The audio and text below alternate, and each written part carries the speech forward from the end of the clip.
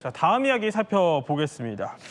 이번에는요, 북한 김정은의 최대 약점이 생모인 고용이다, 이런 주장이 나왔습니다. 자, 어떤 사연인지 한번 짚어보겠습니다. 아니, 최진봉 교수, 네. 그 아킬레스건이 어머니라는 거예요, 고용이. 그러니까 대체 어디서 나온 말이고 근거가 있는 얘기예요? 어디서 나온 얘기냐면요. 일본에서 책이 하나가 출간이 됐습니다. 그 책의 제목이 뭐냐면 고용이 김정은의 어머니가 된 제1코리안이라는 책인데 네. 이 책을 쓴 사람이요. 전 도쿄신문 논설위원이었던 고미우지라고 하는 분이에요.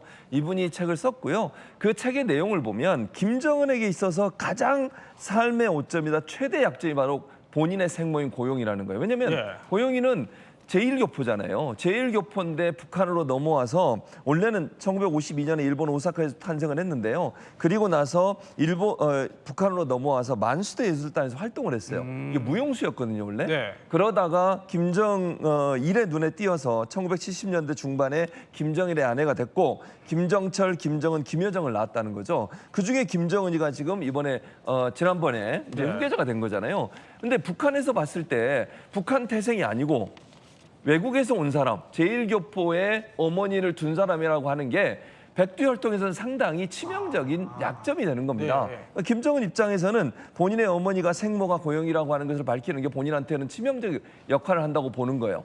그래서 어찌 보면 본인의 부인인 이설주나 아니면 딸 김주애를 자꾸 등장시키는 것도 그걸 좀 무마해보고 희석해보려는 의도가 아닌가 하는 생각이 들고, 그런 점에서 본다고 하면 김정은은 본인의 북한에서 지도자라고 하는 명칭을 받고 있지만 본인의 생모에 대해서는 감추고 싶은 마음을 갖고 있는 게 아닌가, 이런 생각이 듭니다. 그럼 이 주장이 얼마나 설득력이 있는지 저희가 알아보기 위해서 조한범 박사님 특별하게 저희 모셨습니다. 자, 김정일이 사실 부인 5명 정도가 되고 또 자녀는 한 7명 정도 되는 걸로 알려져 있어요. 그런데 고용이는 사실 정식 부인이 아닌데도 비교적 어떻게 보면 퍼스트 레이디 역할을 하지 않았었나요? 그러니까 지금 이제 제1교포, 제포라고 그러거든요. 그 약점도 있지만 고용이 언니가 있거든요. 고용숙이라고. 네. 탈북자예요. 지금 탈북해서 미국에 살고 있거든요. 예. 그러니까 제1교포의 탈북자거든요. 거기다 할아버지 고경택은 제조 출신이거든요.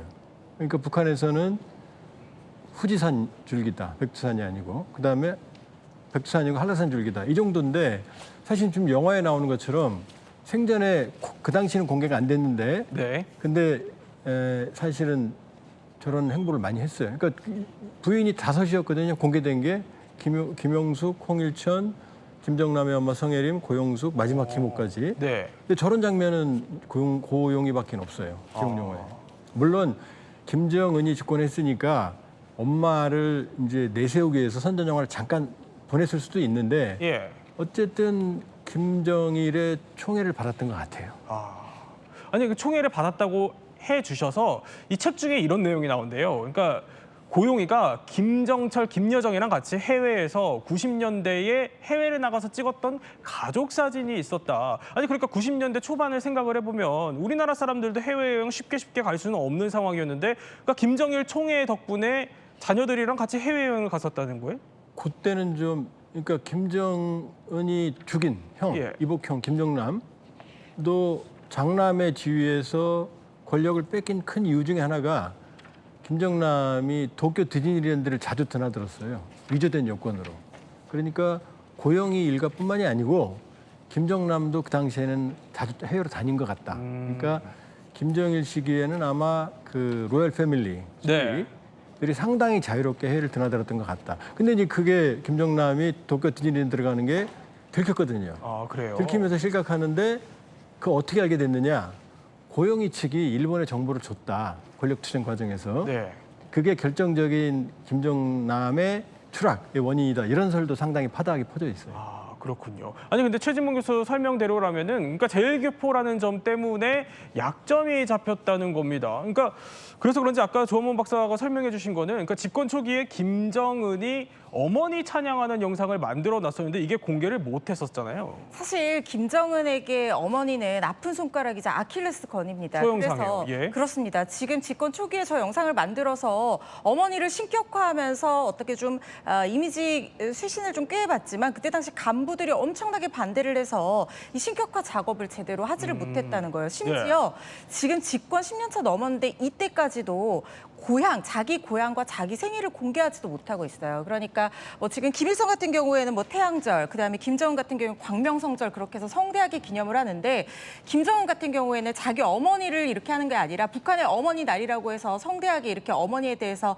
또 홍보하고 이런 날이 있는데 그때는 조모인 김정숙을 이렇게 내세운다는 거예요. 네. 그 정도로 사실상 이 고용희의 존재는 감추어진 존재나 다름이 없고 왜냐하면 9살 때 아버지 고용택을 따라서 오사카에서 연락선을 타고 들어왔단 말이죠. 이거 자체가 항일 파티산 운동을 강조를 하고 이 일본과 관련 있는 것들을 상당히 배척하고 반감이 큰 북한에서는 백두혈통에 어떻게 이런 오점이 있을 수 있느냐 이렇게 여겨질 수가 있고 심지어 지금 고용택의 후손 그러니까 고용희와도 혈연 관계가 있는 사람들이 있을 텐데 일본에 50명 정도 일가가 살고 있다는 겁니다. 네. 그래서 김정은이 이 부분을 어떻게 할 수가 없는 상황인 것 같습니다. 아니 그러면은 어머니라는 그 아킬레스 건 때문에 그러니까 이런 주장도 있는 거예요. 그러니까 딸 주애를 일부러 그래서 더 공식 석상에 데리고 다닌다. 이거는 어떻게 봐야 돼요? 고용이 엄마에 대한 한이 있는 것 같아요. 고용이를 간부들이 원산댁이라고 불렀거든요. 김일성이 인정을 안 해서 네. 평양에도 못 사는 거죠. 그러니까 집권하자마자 리설주를 바로 데리고 나왔거든요. 그런데 그러니까 뭐 제 개인적인 추론인데 예. 아버지만큼 이 여자 관계가 복잡한 것 같지는 않다. 왜냐하면 아버지만큼 복잡하면 분명히 아들을 낳았을 거거든요. 어디선가. 네.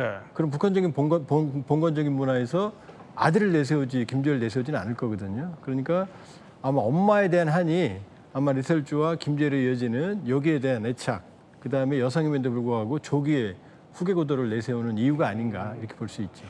네, 오늘 이야기 또 이렇게 핵심만 살펴봤습니다.